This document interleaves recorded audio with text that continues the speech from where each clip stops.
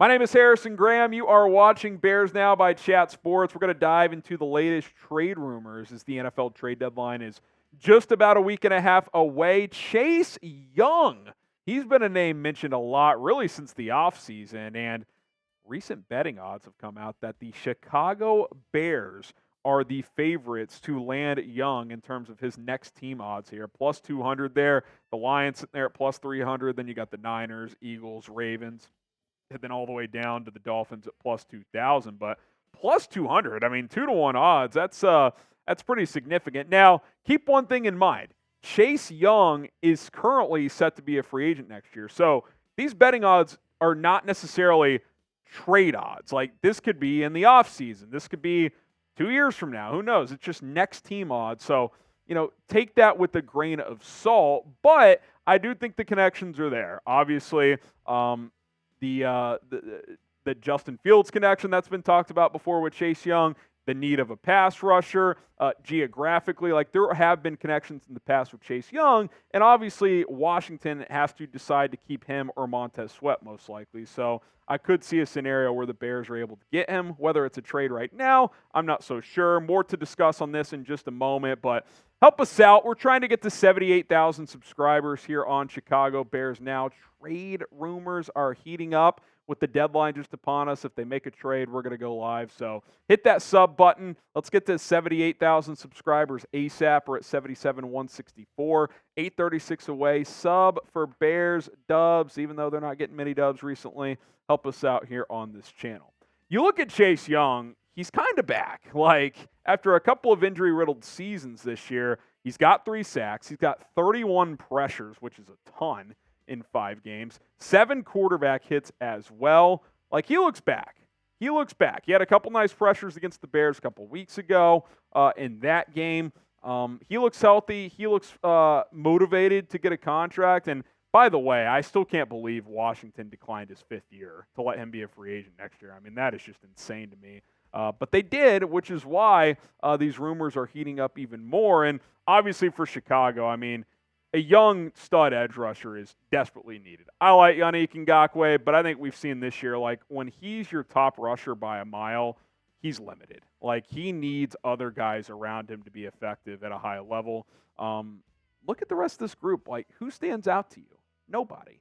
Like, Javon Dexter on the interior has done some decent things as a rookie, but all in all, it's been a rough go for this front four. And look, when it comes to Chase Young, like right now, here's the dilemma. If you're Ryan Poles, you're not contending this year. So to trade assets when you're not contending this year, which you did last year for Chase Young and it did, or Chase Claypool, ironically, that didn't work out. Would you do it again, even though you do need a young and proven pass rusher, which Chase Young is? Do you do that now? Do you trade a high pick? I wouldn't trade one of my first, but would you even trade a second? Or do you hope he hits free agency or just in general operate like, hey, like, we like the player, but we just can't make that move right now with where we're at? I think you probably have to operate that way. As much as I would like Chase Young, like, I might gamble and see if he hits free agency, and if he doesn't, he doesn't. But you're 1-5, man. Like, are you trading a day 2 pick, a day 2 and a day 3 pick for Chase Young right now? Like, that feels risky when obviously you're not making a playoff push this year. What say you, though? Maybe you disagree. Maybe you want the Bears to make a move right now. Would you trade for Chase Young before the NFL trade deadline? Type T for trade or W for wait. I think I'm waiting until the offseason to reevaluate on that front, but that's just me. Pin comment on today's show, T for trade or W for wait. Keeping this rolling with the latest Bears trade rumors, could Darnell Mooney land with the LA Chargers? CBS Sports, a couple of trade ideas they propose. We'll get to the second one here in a little bit, including this one where Mooney lands in LA. Pretty straightforward trade. 2024 4th-round pick coming to Chicago. The Chargers would get Darnell Mooney, who have had some receiver issues with Mike Williams going down. Keenan Allen's been good, but they haven't quite gotten Quentin Johnston going. So getting a guy like Mooney who could take the top off could make sense for that team. Here's Cody Benjamin's reasoning on this idea. Mooney is just 2 years removed from a 1,000-yard campaign as the Bears' top wideout, but his role has been greatly reduced since DJ Moore's arrival, and the ailing Bears are still looking to offset the value they lost in the Chase Claypool trade. Now, keep this in mind, too. The Bears play the Chargers 2 days before the NFL trade deadline. So if the LA Chargers are serious about adding a receiver, they will get a front row seat, assuming Mooney is still with the Bears and playing in that game, to watch him play. And I know it's been a bit of a struggle for Mooney the last season and a half, but he still can run routes. He still can separate. He's still, for my money, one of the best double move route runners in the NFL. I'll never forget him embarrassing Jalen Ramsey as a rookie in this league, and Nick Foles threw the ball into the stands. It wasn't even close. Just goes to show the QB play here has just been something over the years. But Darnell Mooney can play, which is kind of like, I'm like, fourth. Like, I know he hasn't been great and that productive, but I'd almost rather just keep him. We'll talk more about Mooney in a sec, but I do want to tell you guys about our sponsor on today's show. That is Factor. America's #1 ready-to-eat meal kit is Factor, as they can help you fuel up with fast, chef-prepared, dietitian-approved, ready-to-eat meals delivered straight to your doorstep. If you're too busy to cook this fall but want to make sure you're eating well, with Factor, skip the extra trip to the grocery step and the chopping, the prepping, the cleaning up you have to do as well, and get the flavor and nutritional quality that you need. Factor's fresh and never frozen meals are ready to go in just 2 minutes. So all you have to do is heat and enjoy it and then get back to crushing your goals. What I like about Factor is delicious meals, also calorie conscious as well. Most of their servings are 550 calories or less. I love the loaded bacon shredded chicken. That's one of my favorite ones. Go check out Factor today. It's factormeals.com/BearsChat50. Use code BearsChat50 to get 50% off. That's code BearsChat50 at factormeals.com/BearsChat50 to get 50% off. Meals delivered straight to your doorstep. That link and promo code are in the comments and description of this video. You look at Darnell Mooney's career stats here, as this is his 4th season.